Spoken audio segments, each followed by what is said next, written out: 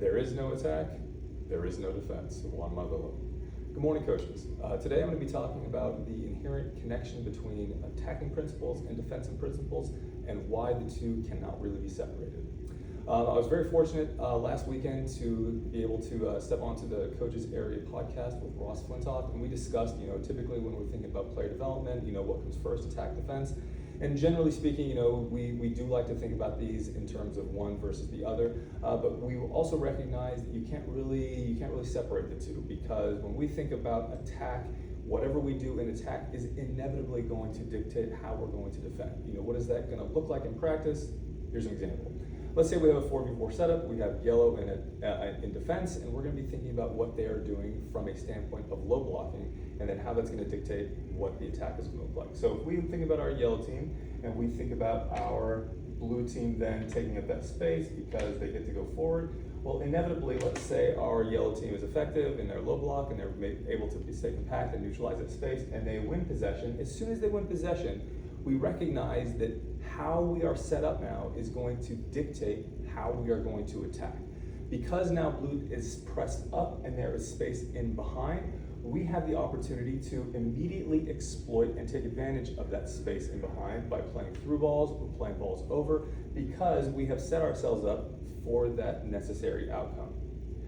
If we look at the other standpoint, if we think about it from a blue standpoint, if we are going to high press, we also have to recognize that if we are high pressing in attack, that is going to then dictate when we defend, we are going to have to immediately defend deep, whether that's asking our goalkeeper to step higher, whether that's asking our quicker players to be ready for those split balls that are inevitably going to come if we lose possession. We can't have one without the other. So if we are asking a team to high press and then immediately then saying, well, we are then going to low block in defense, that's really going to challenge players in terms of how we transition. Because if we're high pressing, if we're going to press up high in attack, and then immediately upon losing, we're going to ask all of our players to sprint back immediately, that's going to be very, very challenging in terms of the face of what our attacking principle is then dictating in terms of defending. If we want to press high in attack, if we want to really, really maintain possession and get high, what is that going to look like when we immediately transition?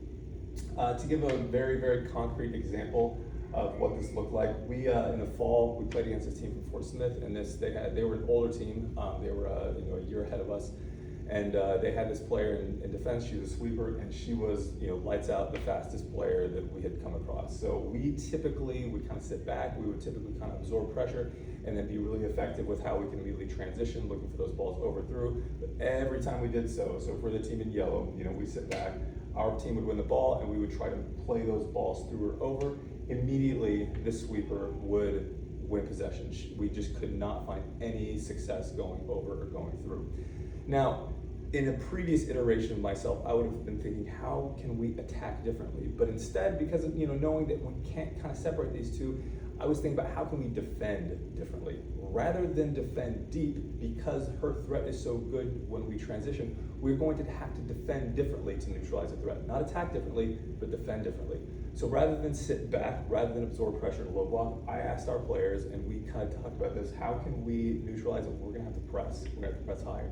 So when they would have possession, we would do it to the extent that we could. We would get all of our players really, really high, and we were fortunate because we also had some pretty fast defenders. We could kind of maintain that viability of controlling the space behind. But when we would press high, and she was forced to be getting into these gaps in the corner, and we could win possession either through a throw or immediately, winning possession in play. Now our players are set up more successfully, because even though the space is tight, they are close.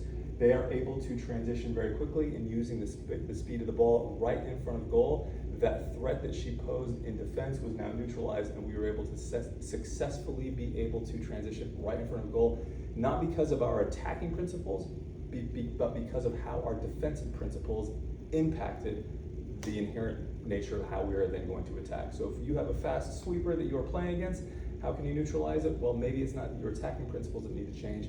Maybe it might be the defensive principles.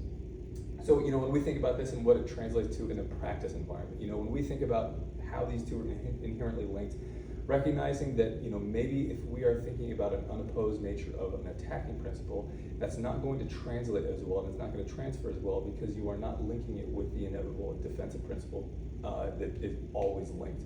So can we always maintain some viability of attack and defense? Can we always maintain opposition? Can we always maintain a direction that we are attacking and a direction that we're defending, so that we are more likely to find not only successful solutions, but also solutions that are going to transfer and be stable whatever problem arises?